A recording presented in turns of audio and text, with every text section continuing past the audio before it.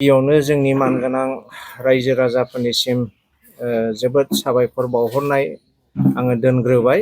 मानोना बिथांमोननि गोबां खस्थ' खालामनाय आरो बिथांमोननि भट होनायनि गेजेरजों जोंनि 3 नम्बर क'क्राझार आसाम बिधान सभा समष्टिनि जे बिजाथि दंमोन मेडाम शिउली महिलारी बिथाङा देरहासार जानानै MLA जानानै थांबाय।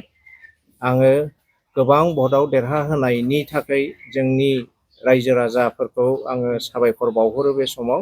आरो दिनै फैयै फैयै आसाम मन्त्रि सभा दानायनि सम जिहेतु सफैबाय, दा बिनिखायनो जोङो देबरगाव ब्लक कमिटि BPF जानानै जोंनि उइमेन, इउथ, BSU आरो पेरेन्ट गासैबो ज' जानानै जोङो खावलायनो लुबैदोङो जोंनि BPF राजनितिक हान्जानि गाहाय हाइकमान्ड जोङो जायखौ बुङो श्रीजुत हाग्रामा महिलारी सार, बिथाङा जेन' जोंनि 3 नम्बर क'क्राझार आसाम बिधान सभा बियाबनि बिजाथि शिउली महिलारीखौ जेन' आसाम मन्त्रि सभायाव मन्त्रिनि थाखाय जेन' नमिनेट खालामो जोंनि BPF राजनितिक हान्जानिफ्राय। जोंनि हास्थायनाया बेनो जे जोंहा जिहेतु भारत संबिजित मथेयै उइमेन रिजार्भेसना 33% दं। जुदि 33% जुदि 126 MLA आव लायोबा 44 सामथिं जायो।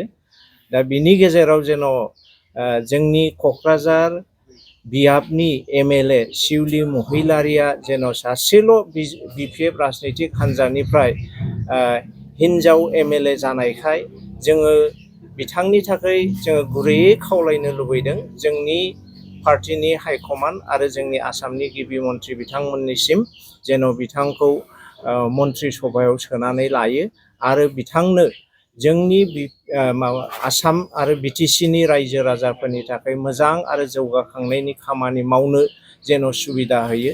बिथाङा गावखौनो बावसोमनानै रायजो राजानि थाखाय खामानि मावनो होननानै ओंखारनानै फैदों, इलेक्सन गेलेदों आरो इलेक्सनावबो देरहानानै थांबाय, MLA जाबाय। MLA हिसाबै जे केपासिटि जे माबाफोरखौ सुबिदाफोरखौ मोनो, बे सुबिदाफोरखौ जेन' बिथाङा रायजो राजाफोरनो मोजाङै खामानि मावनानै होनो हायो। बिनि थाखायनो जोङो खावलायदोङो जेन' जोंनि MLA शिउली महिलारी बिथांजोआ जेन' मन्त्रिखौ मोनथारो। बेनि थाखाय जेन' जोंनि हाइकमान्ड आरो जोंनि BPFनि गासै दैदेनगिरिफ्रा जेन' जोथोन लानानै बेबस्थाखौ खालामनानै होयो। आसामनि गिबि मन्त्रि श्रीजुत हिमन्त बिश्व शर्मा सारजों रायज्लायनायनि गेजेरजों दिनैनि गेजेरावनो थिग खालामनानै गाबोन जुदि शपथ ग्रहण जायोबा जोङो जोंनि MLA शिउली महिलारी बिथांजोखौबो जेन' शपथ लानाय जों नुनो मोनो। बिनि थाखाय जोङो गुरैयै खावलायहरबाय जोंनि BPF राजनितिक हान्जानि दैदेनगिरिफोरनिसिम। आरो जोङो ओरैबायदि मोनसे सानदों, जोंहा क'क्राझार जे आसाम बिधान सभा बियाबनि जे MLA, बे MLAफ्रा जोंहा सिगां थांनाय 5 बोसोरनि अनगायै प्रमिला रानी ब्रह्म बिथांजोआ MLA जानानै थाबाय थादोंमोन आरो प्रत्येक बारावनो बिथांजोआ मन्त्रित्व लाभ खालामदोंमोन। बे बारावबो जोङो आसा खालामदोङो क'क्राझारा जिहेतु जोंनि BTC जौगाथायनि थाखाय मोनसे गुबै थावनि, बे थावनिनिफ्राय देरहासार जानानै थांनाय MLAआ जेन' मोजां खामानि मावनायनि सुबिदाखौ मन्त्रि मोननायनि गेजेरजों जेन' मावलांनो हायो। बेनि थाखायनो जोङो बे मन्त्रिखौ मोननो लुबैनायनि दाबिखौ जोङो दिखांदों, खावलायनायखौ जों लाबोदों।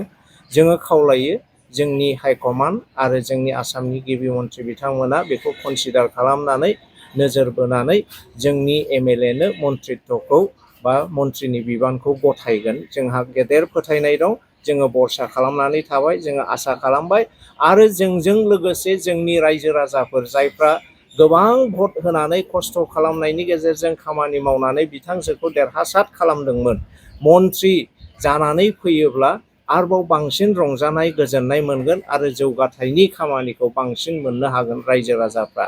बिनि थाखायनो जोङो खावलायदों जेन' बिथांजोआ मन्त्रिखौ मोनथारो। बिनि थाखाय जोंनि हाइकमान्डआ जेन' बेबस्था लायो, बेखिनिखौनो आङो खावलायनानै दोनबाय। गोजोन्थों। नोंथांमोननि मिडियानि गेजेरजों जोङो दिनै देबोरगाव ब्लकनि जानानै जे जोंनि देरहालांनाय 3 नं क'क्राझार ST समष्टिनि मानगोनां सिउलि मेडामा जोंहा गोबां बिबाङैनो देरहानानै थांबाय।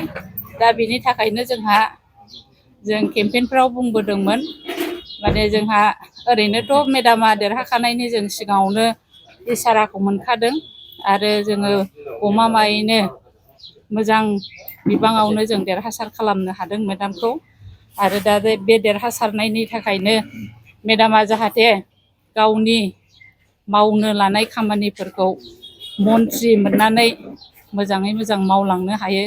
जों बेखौनो नोंथांमोननि बे मिडियानि गेजेरजों जोंनि हाग्रामा सार जोंनि BTCनि गाहाय आफादगिरि बा जोंनि पार्टिनि आफादगिरिनिसिमबो जोङो खावलायो गुरैयै जाहाथे बायद'नोनो मन्थ्रिखौ बिनानै जों मोननो हायो। आरो लोगोसे जोंहा BTCआव 15 जन MLA दारायदोंमोन, 15 जन मोनदोंमोन। दा 15 जननि गेजेराव जोंहा सासेल' आइजो मोननो हादों आरो बे आइजोआनो जाहैबाय जोंनि 3 नं क'क्राझार ST समस्तिनि। दा बिथांखौ जोङो जेरैखि जायाबाबो मन्थ्रिखौ मोननो थाखाय जों आसामनि गिबि मन्थ्रि मानगोनां श्री डक्टर हिमन्त बिश्व सारनिसिम जों बेखौनो खावलायगोन।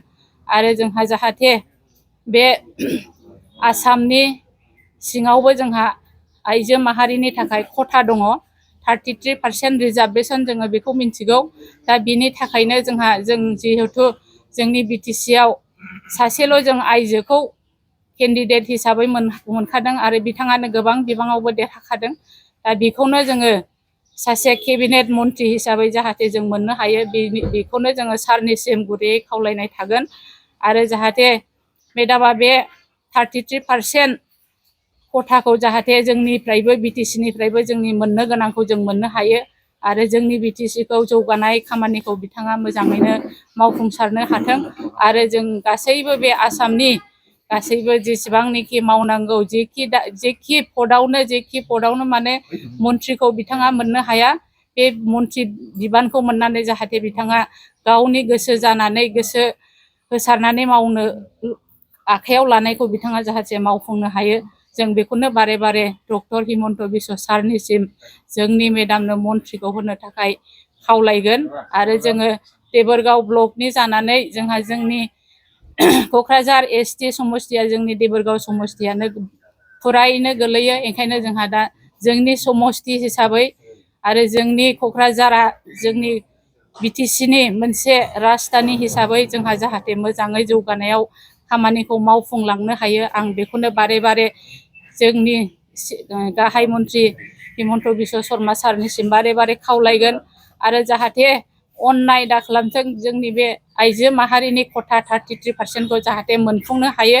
खारन जोंहा सासेल' आइजोखा, बेखौनो आङो बारे बारे खावलायनानै नोंथांमोननि मिडियानि गेजेरजों नोंथांमोनखौबो साबायखर होनानै जाहाथे जोंनि बिनायखौ जोंनि हिमन्त बिश्व शर्मा सारा जाहाथे गनायो, आं बेखौनो खावलायनानै आं बेखिनिखौनो बुंनानै नोंथांमोनखौ बयनोबो आंनि गोजोननाय अननाय बावनानै आंनि बुंनायखौ एसेखिनियावनो फोजोबो। गोजोन्थों।